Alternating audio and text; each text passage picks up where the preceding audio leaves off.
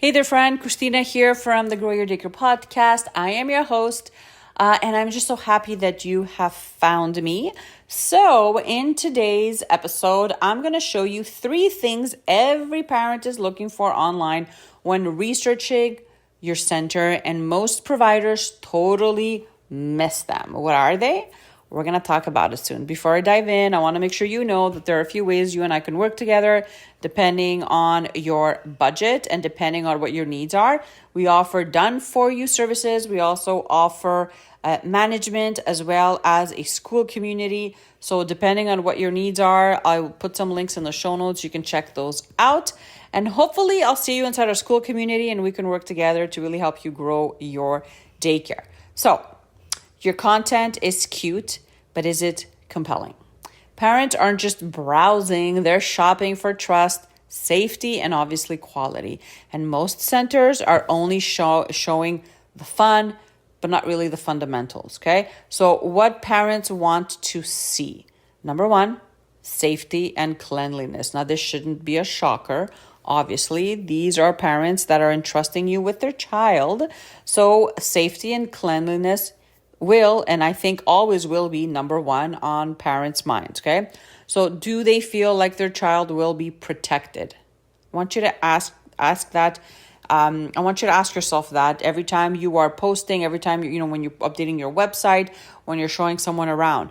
Will this parent feel like their child will be protected in your care? Number 2, structure and learning. Are kids being taught? Or are you just sitting them in front of the TV or an iPad all day? Okay? Parents want their kids to be stimulated. They want them to learn different things, to experience different activities. So we're not looking for a babysitting service. We are really looking for centers that are structured in a way to really encourage the kids' learning, right? So make sure that shows up when you are on social media, again, on your website, on your marketing material, so that this really comes out. And number 3, your philosophy. So why you do what you do and why it matters. So I'll tell you a quick story about this. When I was starting my center, we had to put our policy handbook together. And one of the things that we had to do in order to get our license was to have a philosophy. And this took me such a long time to get to put together and to really just get right. But it's such a powerful thing to have, I think, because it kind of sets the tone, not only for the parents, but also for you and your team. Like, it really gives your team a vision. It really gives you that long-term goal that you need in order to keep going, because everyone's really focused on the same thing, okay? So you have to make sure not only that you have a philosophy, but that it is crystal clear and it really does show up online, right? So when we say online, it's on your website, your marketing material, every time you're posting, right? It has to show up somehow. And most of the times, these 3 things that I mentioned, so safety and cleanliness, structure and learning, and philosophy, it doesn't show up, right? What I see is pictures of kids doing arts and crafts, and then just like a caption that says, today we painted flowers, right? But okay. But so what? Like, what did the kids learn? Did they learn to take turns with the paintbrushes? Did they learn that mixing 2 colors together gives them another color?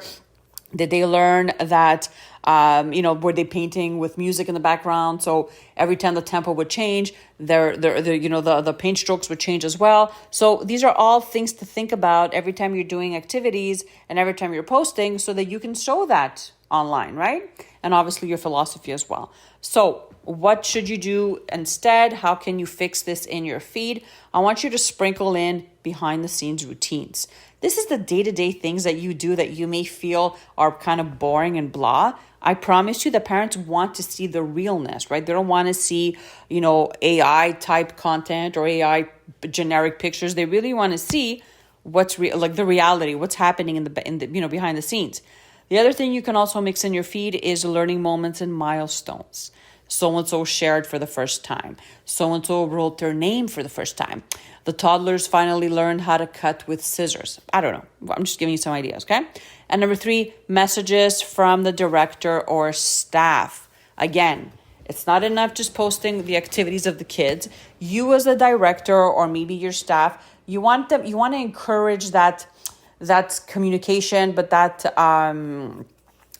the transparency between yourself or the management team or the staff and the parents and anyone else that is scrolling online and lands on your website or on your business platforms. So doing Q&As, lives, sharing a little bit about, why you do what you do, the story behind, why you decided to open the center, how you got the job there, maybe new staff that you hired, maybe sharing the staff's testimonials about what it's like to work in your center. Again, all amazing things to kind of sprinkle in your feed so that parents really get to see the safety and cleanliness, structure and learning, and your philosophy as well. So if you need help showing up and really just posting things that parents actually want to see inside our school community, we kind of map this out for you. We create it for you, and then we send it to you every single morning. You get a text with a caption of the day and the graphic of the day. You can customize or you can use as is.